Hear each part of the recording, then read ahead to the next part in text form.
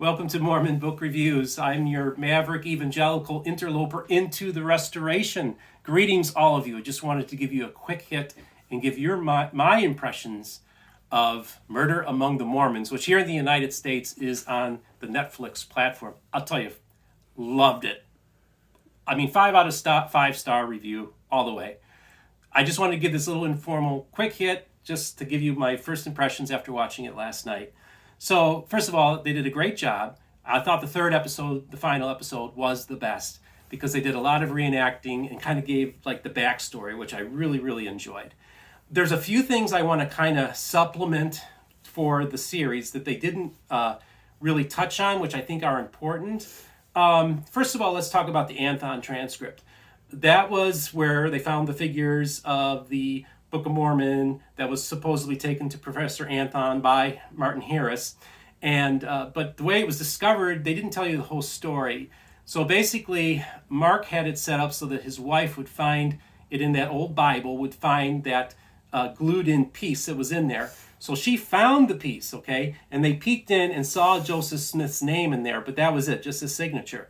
The big story, which I feel like probably just got on the cutting room floor because of time restrictions, was that he actually had a learned man, a professor, be the one who was going to actually discover the document. So he took to his friend at Utah State University named Jeff Simmons, and he worked for the university. I'm not quite sure what his status was on the faculty, so I say professor, I'm not sure if he was, but he was with Utah State, and he actually took the Bible to him, and he said, look, we found something in here. I think there's something important that's in here. And so he basically had Jeff Simmons, who went to Mark and said, well, can I open it up? And he said, sure, you can open it up. So very carefully, he went in there to cut it open. And he had a scholarly person, be the one to find the document. So that's how amazing his deception was and how he did everything. The other thing, so that's the Anthon transcript. Just to give you a little background in there, one of the things I felt they didn't do a really good job doing was talking about what was floating in the scholastic community at the time, which was there was a lot of scholarship that was coming out about treasure digging, folk magic in this period of time that Joseph Smith grew up in.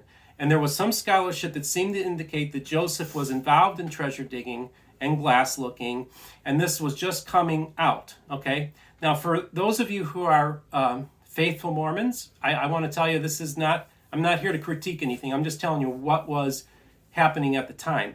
So essentially what was happening was all these scholars, these learned men, some of whom probably didn't even believe in God, really jumped on this whole magic worldview thing. Well, guess who also knew all about this scholarship? It was Mark. And what he did was he actually created the documents that they were looking for to prove their thesis, okay?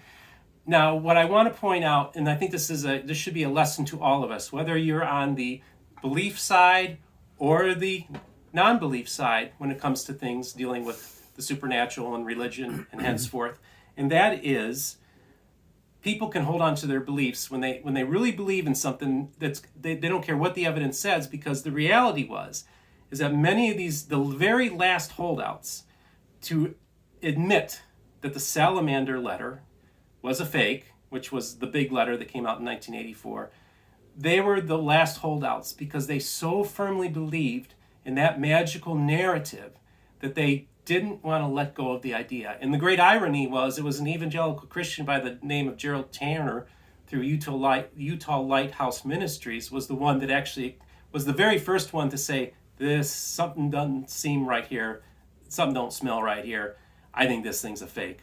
So it was actually, quote unquote, an anti-Mormon researcher who actually found out, and he had everything to gain by it being true, but he, because of his integrity, realized that it wasn't the case. And so the great intellectuals who were so into this worldview, turns out that they were not handling it properly, and they kind of look bad. So either way, thoroughly enjoyed the series. Again, I'm here to dialogue with you guys, have conversation, build bridges, and just learn to be able to communicate with each other with respect and dignity and in love. You guys have a wonderful day. Thanks for taking your time, and have a great day.